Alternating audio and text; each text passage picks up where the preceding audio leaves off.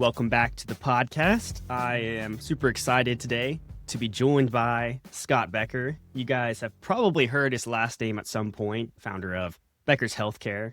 Scott, thank you so much for joining Claims Deny, the Hospitalogy podcast. How are you doing today? Blake, great. No, thank you so much for having me. Excited to get to visit with you, and fantastic what you're doing, and what a remarkable career you're having. So thank you so much for having me on. But I appreciate that. This is the first time I'm meeting you, so thanks for taking the time. But also, you're talking to a potential competitor, so I don't know how you feel about that. Yeah, no, like we view the world as an abundant place, and so most people can be very collegial competitors in different ways, compete in different parts of their business, and life goes on, and we enjoy it tremendously. And we, quite frankly, we encourage people to grow media businesses, to grow businesses. We want a lot of people thriving. We think that's what the country is built on. So we don't view it, unless somebody chooses to be tremendously aggressive or nasty. We view people very positively. We view competition. We view it as it's a big landscape out there, and we view it as how do a lot of us thrive is really our goal. It's not a zero-sum game, or it shouldn't be. Totally agree. Scott, today would love to just walk through your journey. And I feel like we can maybe take a really interesting lens with this just because I do feel like I know the media side of things, but also the healthcare side of things too, right? So we'd love to just walk through formation of Becker's Healthcare, and you're also a practicing lawyer. Let's go back to the beginning.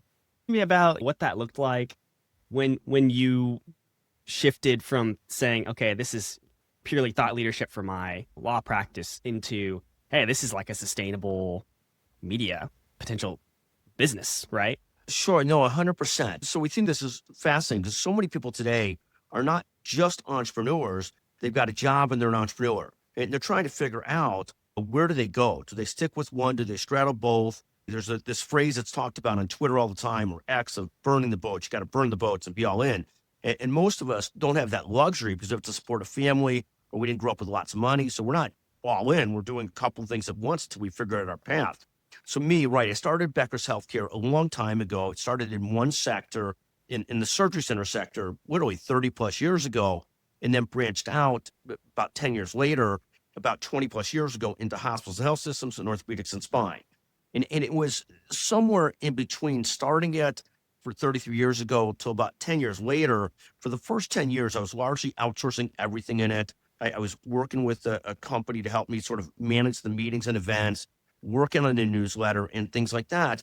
And it was probably about originally, right, when I started this, it was thought of as thought leadership.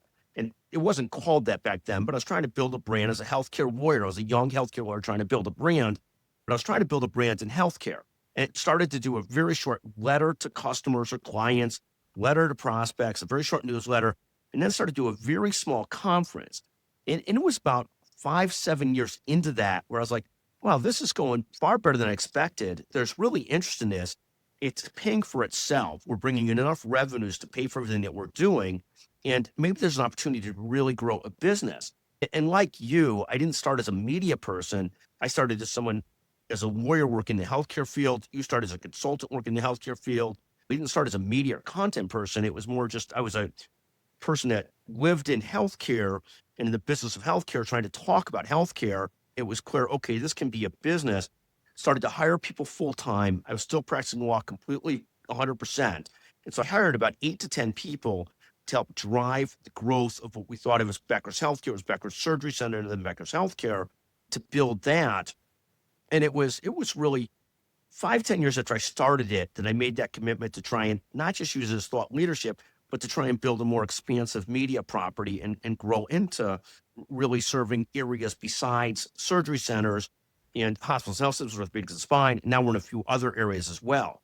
But I'll stop for a second, Blake, and then we could dig into sort of what drove that growth, why we did it, and so forth. It's really interesting because nowadays you kind of search online for how do I start a newsletter, or how do I grow a media business, or even drive demand to my business, right? It's always pick a niche and know who you're writing for, and then be consistent and those sorts of things. And you figured that out decades before everyone else and grew it from there. And I feel like healthcare in general is a great industry to do that. One, I'd love to understand more about why healthcare for you, why this industry, but healthcare is such a collaborative industry where a lot of people want to help one another and meet in person and those sorts of things. So I can imagine that kind of was a little bit of a tailwind as well.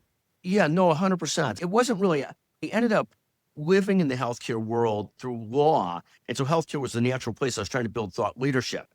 I ended up in the healthcare world in law for no great reason. No great reason. I was a young lawyer, didn't know exactly what I wanted to do, wanted to build a practice. And it was great to be in an area that was industry specific versus just law specific. One of the things we always look at is I came out of Harvard Law School 30 plus years ago. I graduated in 89, so 37 years ago, which is just scary at this point. But back in the day, the best and brightest from our law school class all went into big ticket mergers and acquisitions business or big ticket litigation business, those kinds of things. I was not looking to sort of the best and brightest from Harvard Law School were best and brighter than me. And so I was not looking to, and I say that somewhat very truthfully, I wasn't really looking to compete against the very best and brightest I came out of law school with in complex securities, complex litigation, or big mergers and acquisition stuff. I was looking to find a niche where I could build a practice. And so I ended up joining a healthcare department at a great firm. It was called Ross and Hardy's. Then we merged into McGuireWoods. And I've been at the same firm for 30 plus years when you count merging in. And it was just a really great place to build a practice and have some entrepreneurial opportunities to try to build a practice. But it wasn't like some people tell an origin story. You know, I ended up in healthcare because my great aunt's second cousin Right. died from this. And it just wouldn't be true if I told that. That's just not where it came from. It came from, it was an opportunity. It was interesting. And the beauty of it, back in the day, people would say to me, well, you can't go into a niche. You're going to shut yourself off from all kinds of opportunities. And I obviously ignored them. I looked at it as it's 20% of the economy.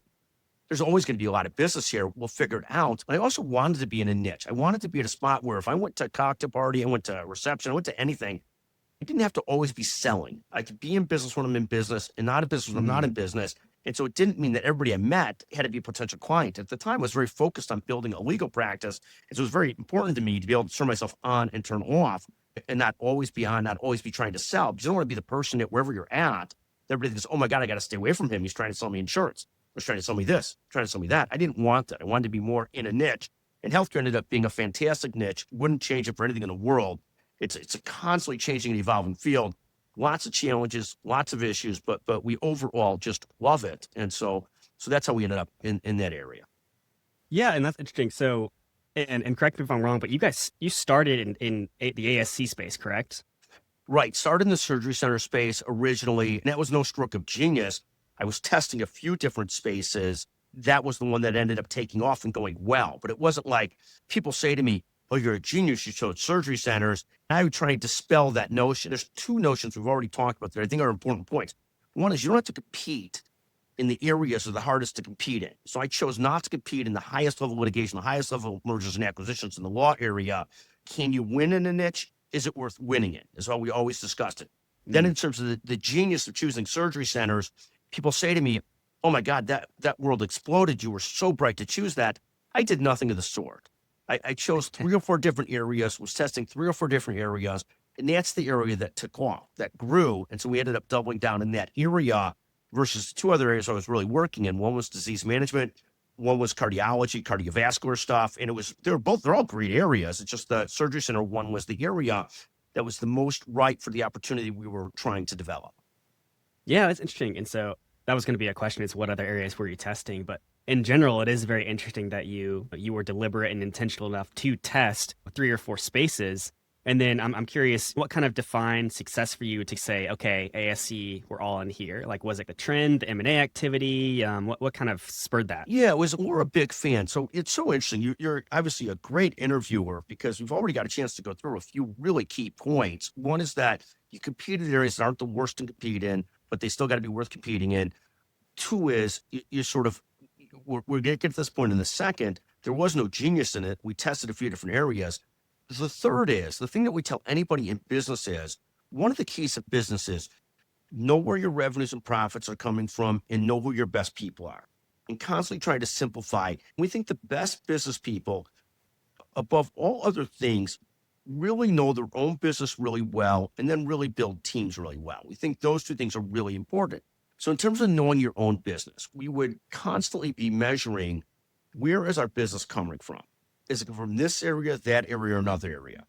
Now, many people that listen to the podcast did not grow up in the era where stadiums had these huge races at stadiums on the scoreboard. So if you were back in my age range, you would have three different M&Ms, for example, three different Yep. colors racing around the scoreboard. And so the key is if the red one's winning, green one's doing second, the yellow one's going third, the mistake that some entrepreneurs make or business builders make is they focus on the third one, saying, well, there's got to be a lot more opportunity there because that's where we're lagging. And we're not a believer in that. We're a believer in that you chase the red M&M, which is the one that was winning, where we were getting clients, we were getting customers, we were getting business. People were hiring us as a law firm for business. And so then we ended up doubling down on that. It's the same thing if I have three people, an A person, a B person, a C person, I'm going to put 90% of my efforts into the A and B person and figure the C person is going to decide they want to be great or not, but I'm not going to invest a ton of time in it. So we were investing a ton of time in the area that was returning opportunities and clients. So in disease management, we picked up some clients. It was hard, challenging business, but good business. The cardiovascular business, we were picking up some business, but we were picking up in the ASC business 4 times as much business very quickly than in these other areas. There are a lot of reasons for that. So that led us to sort of not, the dumb thing would be keep on spreading your efforts out over all the areas. The smart thing is to double down on what's going great. And so we constantly come down to the conclusion, you double down on where your business is coming from, where profits are coming from, and you double down on your best people and try and accelerate and thrive with your best people. So it's really a concept of knowing your own business and doubling down. And for us, it was clear. There's just much more business coming in, much more opportunities. And as you develop your efforts in a niche, you start to know that niche very well. Like you do your first surgery center deal, and you're a rookie. You do your fifth one, you've now done more surgery center counseling and deals than 95% of the world of deal lawyers. And you start to know, oh, here's what makes a deal go. Here's who the potential buyers are. Here's what's fair on that term or not. You start to know an area by being in a niche, not unique to me. That's anybody that spends time in a niche. You start to know that niche better, particularly if you're somewhat adept at connecting dots and trying to see connection. Just spent time at one of the great valuation firms in the country, VMG Health. I know VMG Health from back in the day when we were in the surgery center business, and we both got started, and they were doing a ton of surgery center valuations. I was doing a ton of surgery center work. And then as we expanded to hospitals and healthcare, VMG expanded to hospitals and healthcare more fully. So it's very parallel type of efforts in terms of like starting in an area and growing into other areas. And that's a discussion we could have all day about how you start in a point solution, start in an area, and at some point you probably have to expand some, which is necessitated by a lot of reasons. But Blake, let me turn it back to you. Yeah, no, and that's such a good point. You have this kind of like wedge product, right? And then you expand from there. And to your point, with a lot of great knowledge and learnings from BMG, I was able to leverage that into saying, hey, okay, I can start developing charts and doing like executive one pagers and all these things that people actually like to read about when it comes to health system strategy or other things happening in healthcare. And then that turned into my kind of niche and superpower, right? So I'm right there with you. But one thing I wanted to ask you about, just because I feel like it comes up somewhat often when I'm talking to maybe more of like the thought leadership or professional community, is I think a lot of them see content or thought leadership in general as this extra bonus or like nice to have thing. And it's hard for these firms to fully appreciate or understand how those articles or whatever it is translate into business success, right? And branding and those sorts of things. So I'm curious for your perspective and your history, what you would say to those kinds of people, and is there a certain direction you would push them in? Yeah, no, I think it's a great question. And here's sort of what I see on this. Like we used to tell people, advise people that writing an article itself is useless, fine, but relatively useless. Distributing that article to your 20 best contacts or your 30 best customers, so you stay in touch with them, not selling them, but letting them know, hey, I just want to let you know, I just wrote this article about this issue. I don't know if it's particularly of interest or not to you, but that's useful. So doing podcasts are all over the board and how many people listen to podcasts. You could have millions of downloads and 1,000 people listening. It's all over the board, but that doesn't make it useless. It's a piece of building credibility. It's a piece of marketing. So if I'm on your podcast and I'm trying to credential myself as either a business expert or a healthcare expert, the value of being on the podcast is one thing.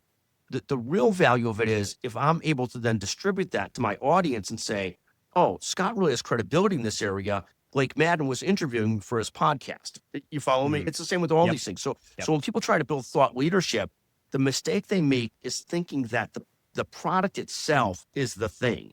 The product itself has to be clean and professional. So the podcast we do has to reflect well on me. The writing I do has to reflect well on me. But the real value in it is in distribution. When you're really building a professional practice or professional business, I don't need 1 million people to see it. I need the 50 people that are my regular clients or contacts to see it.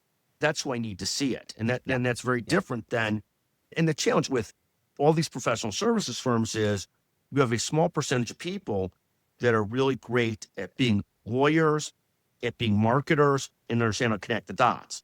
So you have in these big professional services firms, more and more people that are strictly in the sales business or in the marketing business that work side by side with lawyers. But it's that percentage of lawyers, percentage of consultants, percentage professionals that connect the dots between being in front of clients and driving client business and managing teams that really end up standing out in professional services firms. And it doesn't mean that everybody's not really valuable. But if you want to build a practice, it's thought leadership in and of itself is not the creating of the product. That's fine. It's the using of it to be in front of people. And we used to joke.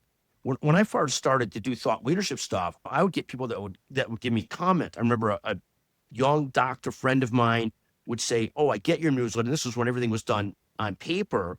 And he would say, I get your newsletter and I use it in the washroom as toilet paper or I throw it away. And you have to have a thick skin to sort of live through that kind of stuff. But what happens when I tell young people is when they're trying to build a practice or trying to build thought leadership is the first couple of things you do, people aren't going to take seriously, but it's important you do them to get started. By the time you've done it 10 times, 20 times, 30 times, people look at you a different way. They might love you or not, but they start to look at you as they respect you because you're obviously trying to build a practice. You're trying to do something. I think that is a lot of where you want to be, that you're actually trying to make a difference. You're actually trying to build something. People then have a respect for that. It is what it is. But I think it takes a while to move from what are you doing to doing it consistently. And it doesn't have to be perfect. There's a reason why the email service Constant Contact is called Constant Contact. And obviously in our world today, you could get information overloaded very quickly. But you do have to be in regular contact with people. I always say, I can do all the speeches I want, all the talking I want. That doesn't build a client base. That doesn't bring in dollars. What brings in dollars and builds a client base is still one-to-one discussions. Actually talking to people one-on-one or people talking to people one-on-one is what makes a difference. I think it's fascinating. Becker's Healthcare is my core media business. I do other stuff in other media businesses that are in business. And the same thing as always, if I want to have 200 people on a webinar, I can't just put out a notice that we have a webinar coming up. I've got to have somebody messaging people saying, hey, can you join the webinar? Do you want to be on it? Especially if you want to have the right audience on it. Ear support is one thing, but the world is still a hand-to-hand combat place and a one-on-one place. Yeah, absolutely. And you've hit on a few different things I want to distill down and boil down just because these themes are things that I think about as well. The first of which being consistency compounds, right? Like over time, you didn't build Becker's in a day, right? Same thing for me. And I'm just a fraction of that. It took 3-4 years of writing a newsletter once a week for 52 weeks a year. And then people look up and they say, oh, you got 1,000 subscribers. It's like, well, yeah, I've been doing that for weeks. And now I've got a brand where people associate, writing with a baseline level of quality. And like, to your point, doesn't have to be perfect every time. You're not trying to sell people, and it's a baseline level of quality that they know they're gonna read it and they're gonna take something away from it that's relevant to that specific audience. The other thing I want to mention is, especially in professional services, you do have to find those people. It's a very specific skill set that can kind of transcend and create kind of like the stories, right? And be able to pitch clients, but also know the background information and kind of be able to connect the dots like you're saying, and kind of, ask why about things and look to improve things and compound and those sorts of things. No, thank you. No, it's a great pleasure. And it is a consistency thing over time. And it's also, you have to know sort of when you're when you need to push harder and grow more and put 100% into stuff. And it's a constant challenge. But in terms of the newsletter, any newsletter we do or I do, yes, there's a baseline level of quality. And sometimes I'm really proud of the work I'm putting out. Sometimes it's good enough. And we're constantly aiming to do great and trying. And not every day does it happen, Yeah. but you have to be out there and trying and keeping at it. Great thoughts. And then we can kind of move on to the next phase of, Becker's journey. Sure, sure. And this goes back 20 plus years. Now there's a lot of distance between the law firm, which I'm still a part of, and the media company, which is totally separate. But Right. but if I go back 20 years or so ago, there was it was different than today's world. There were a handful of core competitors. There was a core competitor in the surgery center business, core competitor in the orthopedics business, a core competitor in the hospital business. So we had expanded. It goes back 2005, 2006 to really get started in the hospital business, in the orthopedic business.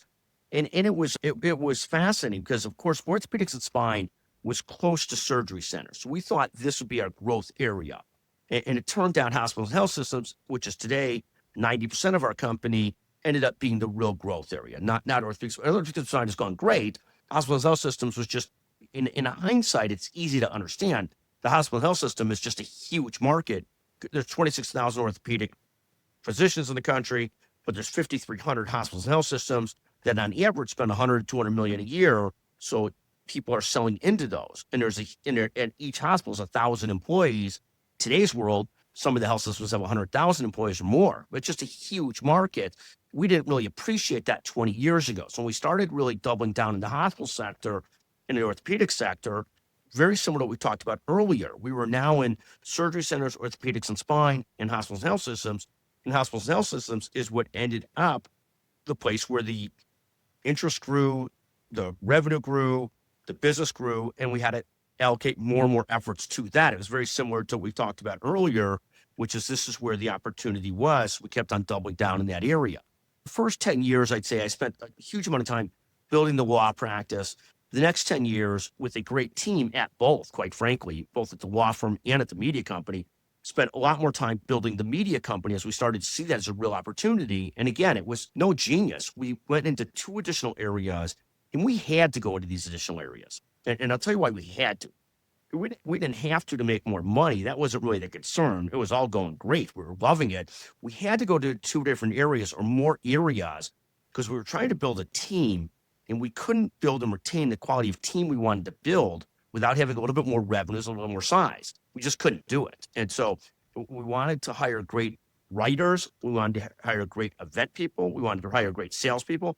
And you couldn't do it if you didn't have a business that gets supported. It's why in today's world, some of these big businesses, even big health systems, have so much more latitude to take risks on hiring, on technology, on new efforts, because any risk on technology and hiring and new efforts isn't going to kill them. Whereas if you're a single hospital in a small community, you can't go out and hire 3 orthopedic physicians without that being the only bet you can make the next 10 years. You can't go out and spend a huge amount on technology without that being the only thing you can do the next few years. And if it goes poorly, you're really in trouble. So we had to get bigger to be able to support the team that we wanted to build. And we're believing, we talk about it often, that teams are everything. And it's really the same way we talk about this. We talked about, look, surgery centers, we started with 3 areas: surgery centers, disease management, cardio. Surgery centers was taking off. We doubled down on that. The same thing here. We were surgery centers, orthopedics and spine, and hospitals and health systems. The hospital and health system area, when we expanded into those 3 areas, ended up growing like much faster than the surgery center and the orthopedic spine area. So we doubled down on that. And we think about it the same with people. When you have great teammates, you pour the coals, you work with them, and you double down with those teammates, because that's everything. That's everything, is having great people that can grow what you're trying to do. And in the media business, ended up with a tremendous amount of great partners, with Jeff Cole, our CEO and president, being the foremost of them, but a lot of great people. And a lot have been with us for 10, 20 years now. And similarly in the law practice, ended up with fantastic partners that really drove the business. When I stopped accelerating my growth in the law practice, several of my partners really doubled and tripled what we did and grew it tremendously once the platform was in place. And similarly in the media business, Jess and a team of people, Katie, Annie, a bunch of people really run the business today. And I do what I do, which is I speak, I podcast, I write, I talk to our people every day, but I don't drive the business today like Jess and other people do. And that just is the evolution of a of a founder or business builder is intentionally that, and lots of pluses and minuses with all that. But that's really how we ended up growing, is by Yeah, bringing great people and doubling down on them. absolutely. Absolutely. Yeah. Starting with more of a tactical question around how you guys started, because I can remember being at VMG and doing research or just wanting to get caught up on the news and quick hits. And Becker's was always at the top of the list as far as, SEO. So it seems like you guys started, and correct me if I'm wrong, you started and or expanded into just like an SEO heavy strategy where you're like, listicles, like 5 things to Yeah, know, yeah, yeah, like yeah. quick We we hits. we didn't spend money on SEO, and we hated the SEO people because we just thought it was such garbage. So we didn't spend money on SEO. What we really focused on is, and it ended up working out great. And now we fight more of the wars with the SEO people, search engine optimization people. What we did start with was this concept of, when I first started this, I already mentioned I went to Harvard. I would write long pieces that were strategy pieces, and 3 people would read them, literally. And, Yeah. and then we would hire journalists, and every journalist thought they wanted to win a Pulitzer Prize and wanted to write one thing a week. And the beauty of electric journalism, the beauty of being online is you get feedback every single day. Who is reading what? So I could think I'm the brightest person in the world, but we put 7 things in an article in a newsletter that day, and we see which ones are read by our audience. Somebody else could write something that's a short form thing, and 100 people click on it, or 200 people click on it. It's very much like what we discussed with choosing hospitals, health systems, choosing surgery centers. It's following knowing your business and following it. And so we found over time was people were reading the short things that gave them a sense of what's going on in their area. That's what people wanted to read. That's what they wanted to know. They weren't reading us. If they wanted deep consulting, they'd hire a consulting firm. They were reading us to get a sense of, oh, they're laying people off. We better be careful in headcount because there's obviously some trouble in the business right now. Or that firm is doing this, or that one's doing this, or their hospital's growing in orthopedics. Maybe we should look at that strategy. That company's bought that technology. Maybe that's a good idea. So it was really aimed at, it wasn't aimed at SEO. We disdained it forever, but it was really aimed at what do people actually want to read, and following the Yeah. data as to what they're reading. Journalists today come out of school, and that's what they understand they're supposed to do. 20 years ago, trying to convert people to short form writing, I was not a journalist by background. I was a business person, lawyer, Yep. running an editorial team and telling the editorial team, here's what we want to do. And that was a war back 20 years ago, getting our editorial team to move towards that vision of the world of short form journalism. If you told a journalist 20 years ago who came over from a large print place that you're going to publish 6 to 7 things a day, but they're going to be short form. And our best journalists can knock that out in a really short period of time. But for other journalists, that could take them 20 hours because they get paralyzed by analysis. But to get everybody on the same page, that we're writing in a form that's really easy for people to read, really easy for your editor-in-chief to put in a newsletter, was a war, was literally a war. I used to say I never want to raise kids alone again, never want to run a journalism team again, editorial team again, but it was a war. Now it's a lot easier in a lot of ways because journalists come out today saying, yeah, I'm going to write 3 things today. I'm going to do a podcast. I'm going to talk to this person, I'm going to talk to that person. And it's obviously a constant evolution. We talk about artificial intelligence and so forth, Yep. and that's a constant evolution too. But we'll talk about that too in a moment. But yes, moving toward short form journalism was again following the numbers, following what people were reading. It started, and we used to get like a tremendous amount of feedback on it. And I have to show that feedback to our editors. Like, this person from this health system said, I love this format. I love this format. Short form, I get a sense of what's going on. I can spend 10 minutes and I have a sense of what's going on in the market, but in the health system area, versus having to dive deep into something. Yeah. Yeah. And I think about this often as somebody, creator in the space. It's like, how do I create longevity in this business and in writing? And to your point, it's meeting your audience where they are, what they want. They want a visual or whatever. And I have this opinion where, especially with AI, and I'd be curious for your opinion, because this is one of my questions later on, as far as what the future is with AI and in media and healthcare. But in my opinion, I think much of news in general will be commoditized, and there's not really any alpha to breaking an exclusive news story early because everyone's just going to get the summary on the back end, right? And so where things seem to be headed is, in my opinion, one, there's always going to be a place for kind of investigative journalism and a need for that, right? And then two, you'll have the kind of middle tier of news that's just commoditized and people can kind of use AI or various newsletters or whatever, however they want to consume.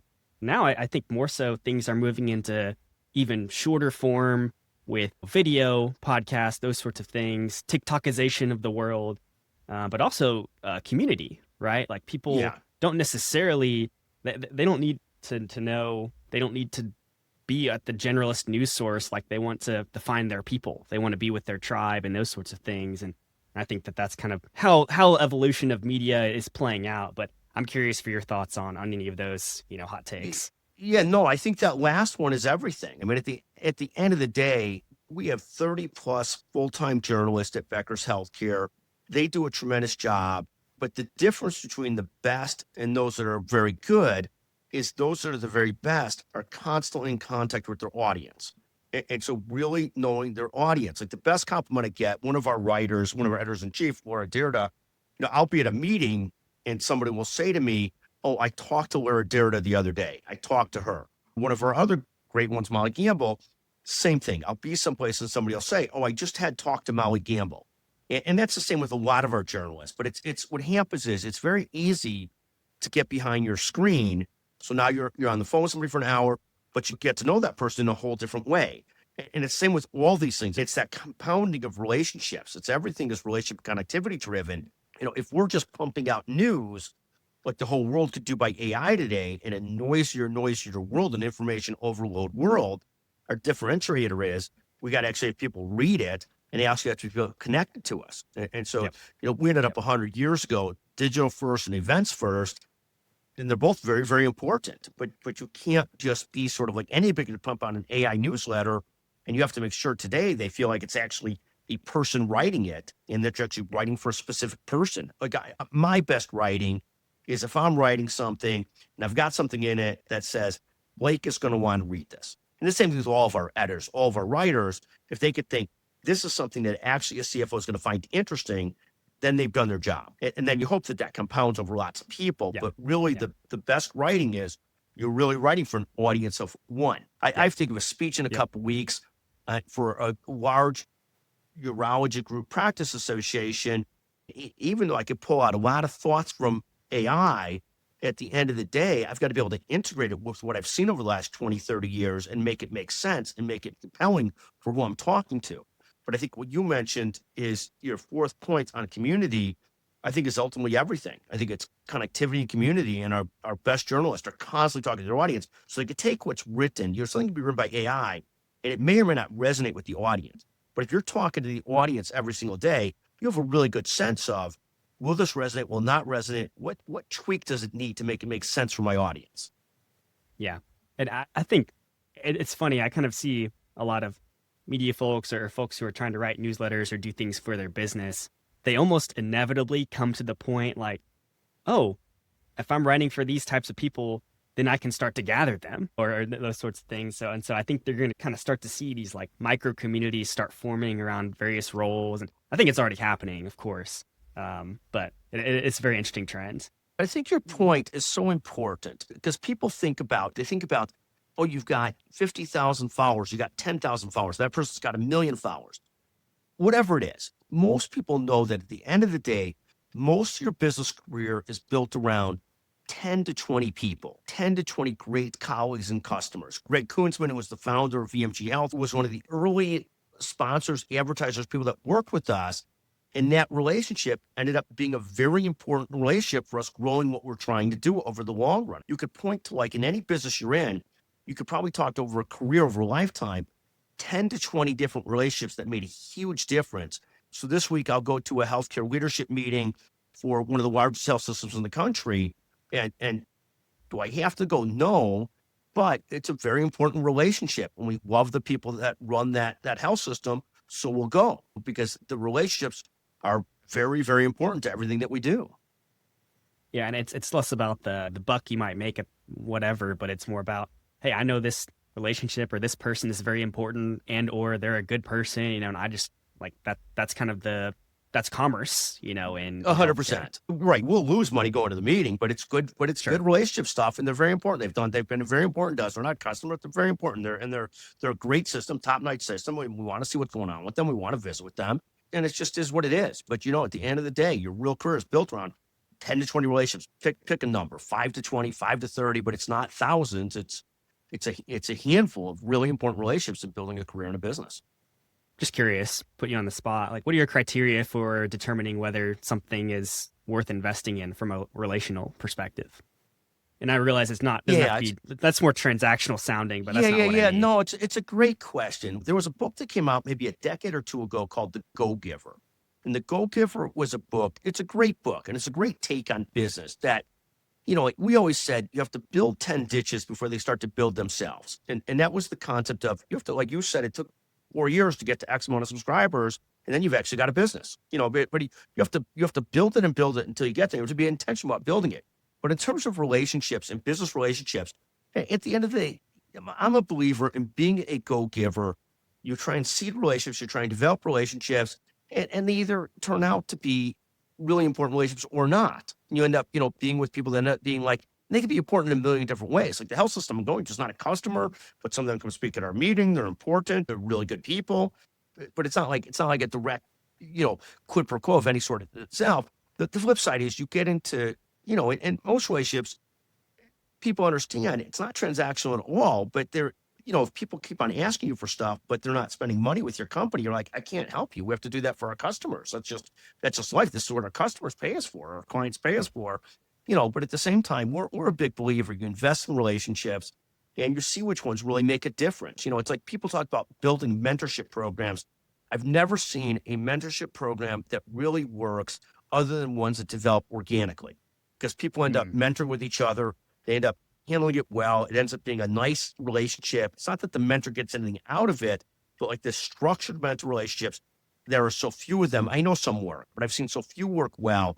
Mentorships that develop organically where people sort of like, it just works for people. And relationships are the same. So we're a big believer. Yeah. If you invest a few different times in a relationship and there's no, not necessarily reciprocity, but it doesn't feel right, doesn't feel good, you probably stop investing in that relationship.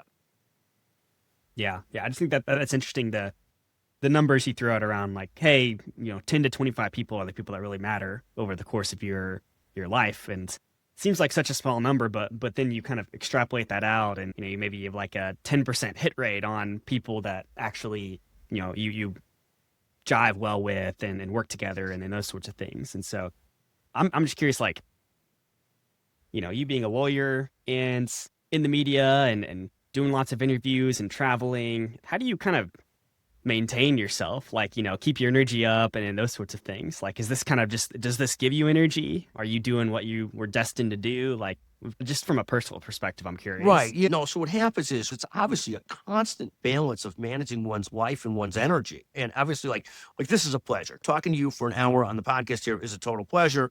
This will fill my bucket versus deplete my bucket. But if I had 6 of these today, then it wouldn't. It's all a matter of that. But it's a constant effort. I am constantly doing good, doing great, overburning myself out, having to recover. I don't have a perfect answer to it. I'm like, there's periods of time. We divide life into 3 different ways. One is I'm not busy enough. And to me, that's boring and depressing and leads to anxiety. No good. Second is I'm busy enough. And that's better than being bored and not busy. I don't handle well not having stuff to do. And third is busy with purpose. And so through periods of your career, you'll be compelled and really busy with purpose. Like you really have a purpose in what you're doing. You're not just busy, but you're purposeful. And that's the best stage to be in. Most of us aren't going to be in that stage all the time. So my goal is to stay out of the bored, not busy period. I have to do enough of that just to recover.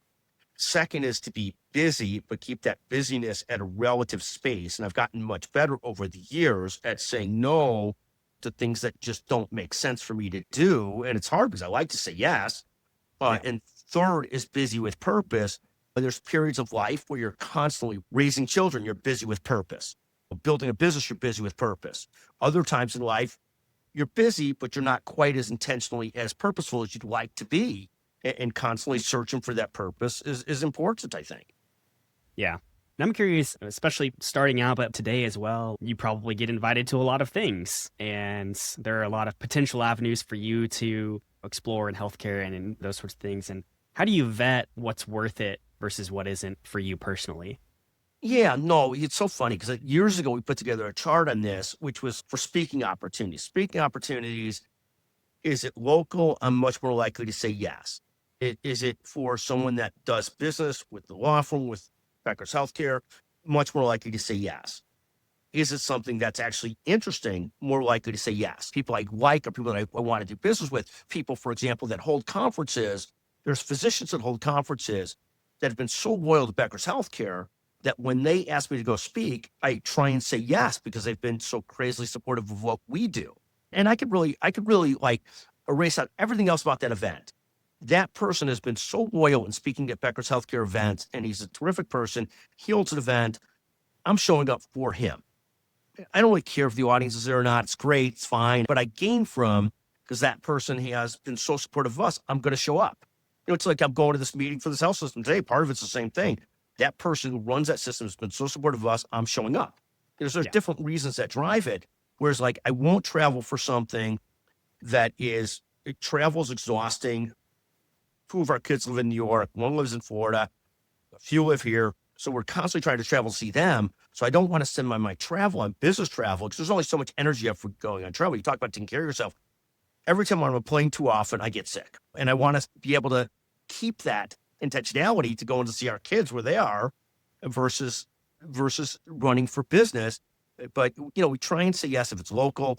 We try and say yes if it's easy. We try and say yes if it's important to a constituent that we work with. Yeah.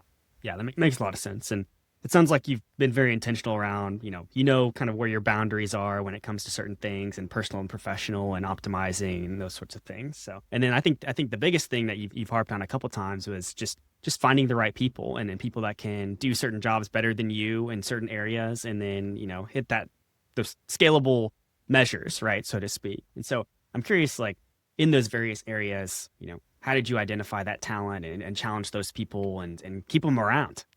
Sure. No, I think it's a great question. We view the evolution of a founder in three stages, and I'll take you to your exact point. Is first you're doing everything yourself, then you're doing everything with people, but those people aren't necessarily better than yourself. And the third stage is you've hired people, retained people, and all of them could do the individual job you did better than you could ever do it. And this is when businesses can accelerate because they're no longer based on what you're doing. You've got other people self-propelling things. It's almost like you talk about agentic AI, where you're not responsible for every single input. Now other people are driving the inputs and the outputs, and you're not the limiting step. And so with people, you don't know who you have that's working with you until you've worked with them. So I've seen so many people prejudge their hires. That person's going to be an all-star. They're going to be fantastic. That person will fill a role. They're not likely to be fantastic. So often those early judgments are just not right. You just don't know what you have until you've worked with somebody. And then when you've worked with somebody and you sort it out, you start to understand this person who might not have thought he or she was going to be great is fantastic. We got to find ways to keep on giving that person responsibility, opportunities, and whatever lifestyle they need to have, financially and balance wise, everything. But the other thing that we find with managers is the worst thing I could have happen is a manager makes a bad hire and then gets gun shy about hiring.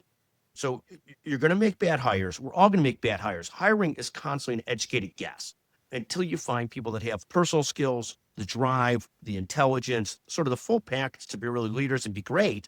It's a constant gamble. You don't know what you have until you have them. You try and reduce the risk, but all hiring is a risk and a gamble. And so you try and make sure your managers don't make a bad hire and then they get gun shy in hiring because you can't grow if your people are gun shy in hiring. But we also have to make sure our people don't get gun shy about hiring because every hire is an educated guess and a gamble.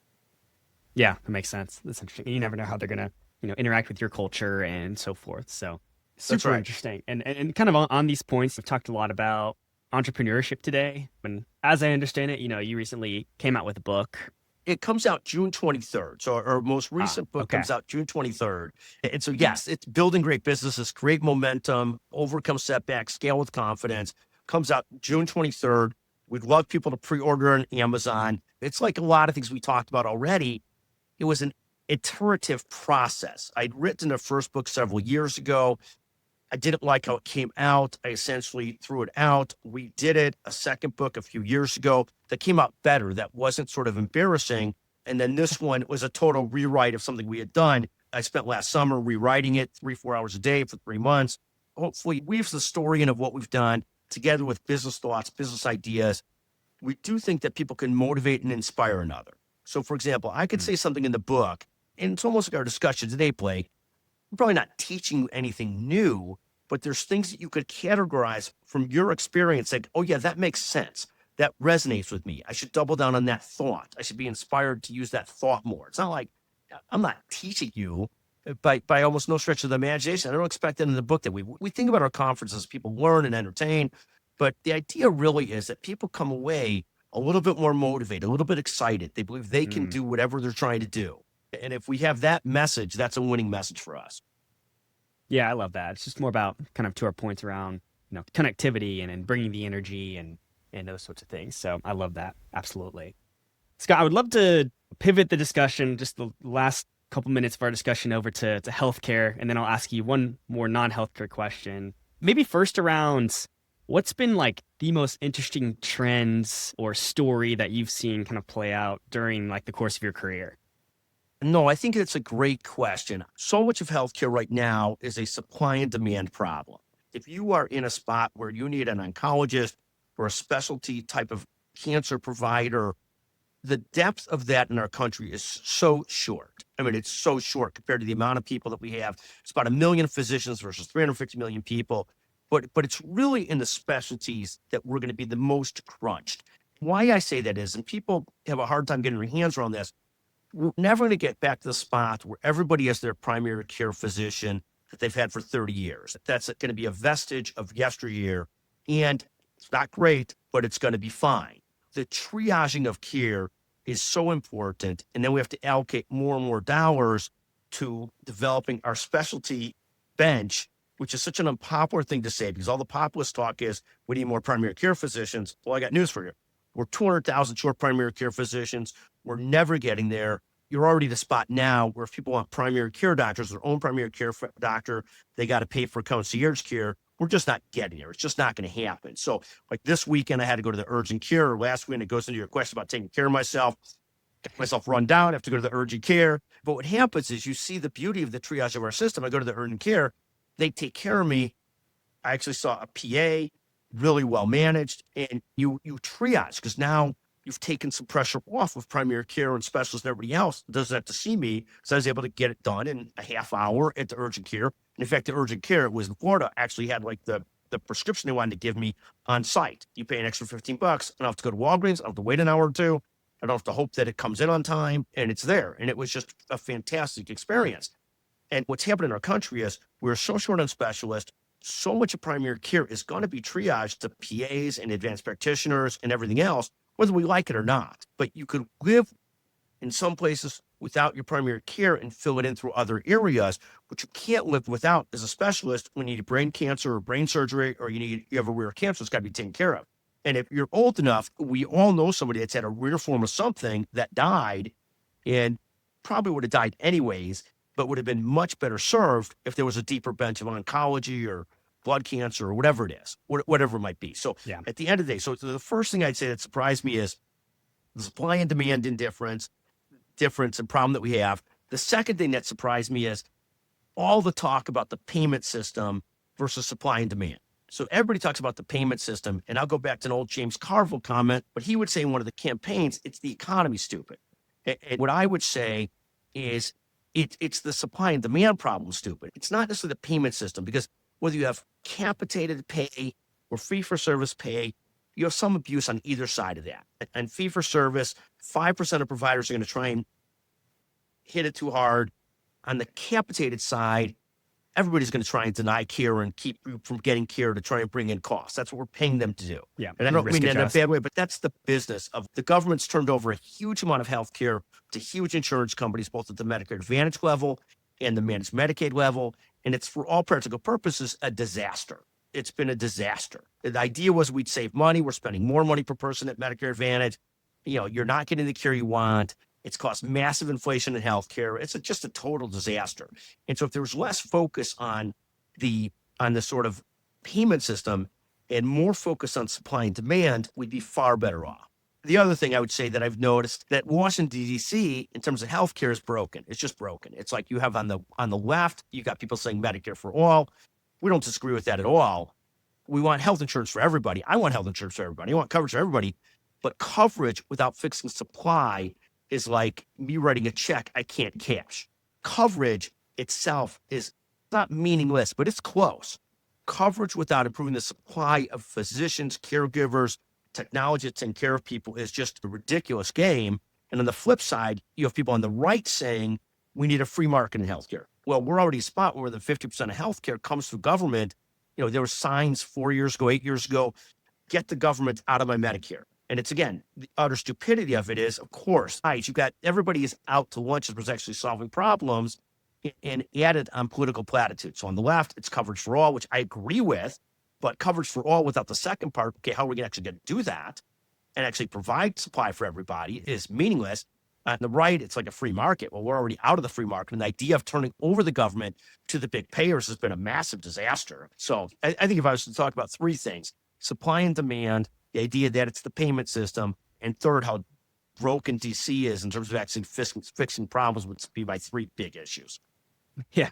Yeah, I think those are pretty good ones. And it is curious of, how seemingly kind of AI and technology friendly that current CMS is. It'll be interesting to see kind of how that plays out and if they're, trying to address the supply and demand kind of imbalance in that way. But yeah, thanks for those thoughts. And I would love to just conclude with a podcast question I ask everyone at the end. It's a non-healthcare related one. Scott, you kind of mentioned a book earlier. I think it was called The Go-Giver, and maybe you can choose to answer it that way. But has there ever been, a piece of content or a book or anything you've viewed or seen that has kind of fundamentally changed how you view and or live your life? Sure. Two different things. There's two pieces of professional advice that people gave me over the years that were game changers. There was a gentleman, Jerry Peters, who was running this massive healthcare practice at a law firm called Latham. And Latham's claim to fame was early on, it was the law firm that helped develop Kaiser Permanente and some other California-based systems. He built a fantastic practice. And when I was a young lawyer, he sat down with me and said, if you want to build a great practice, it's all about building teams. There's only so much you could do individually. And that was eye-opening to me. The second thing was, going back 25, 30 years ago, a young lawyer at my firm, back in the day when you were practicing law at a huge firm, the way to get things done is you would yell at people to get them done. And I'm not proud of it, but that's how it was 30 years ago. And a young lawyer, Marcelo Corpus, really bright guy, went out of his way to take me aside one day and say, look, I know how that person did that wrong, how that person might have deserved to be yelled at. But I have to tell you, when you yell at him, you sort of screw up the karma for the entire group. And it was both pieces of advice were game-changing advice. I was like, got it. I thought I was doing the right thing. And I was obviously just wrong in terms of truly building teams, even though I might have been right at that moment, but I was wrong in the long term for what we're trying to accomplish. And those were two life-changing pieces of advice in terms of career and business. And there's been more. I'm an avid reader. In the latest book, we put together an appendix with 15 of the business books we read that we thought were very impactful to me. They're not necessarily the best business books of all time, but they were impactful to me in terms of what I do and how I view things. There's been so much great advice, and it's a matter of, are you good at constantly putting those pieces of advice to work and connecting dots and doing so? Yeah. You can read Buddha or every, guru in the world and not apply any of it. So yeah, very good point. Take what you can actually apply, I think is very present as well. Like 100%. Scott, really learned a lot from you today. It was great to hear your backstory and the growth of Becker's Healthcare and your thoughts on healthcare. Thanks so much for your time today, and best of luck the rest of the year. Blake, you too. What a great pleasure to visit with you. Thank you so much for having me on. It was great. Thank you. All right. Take care.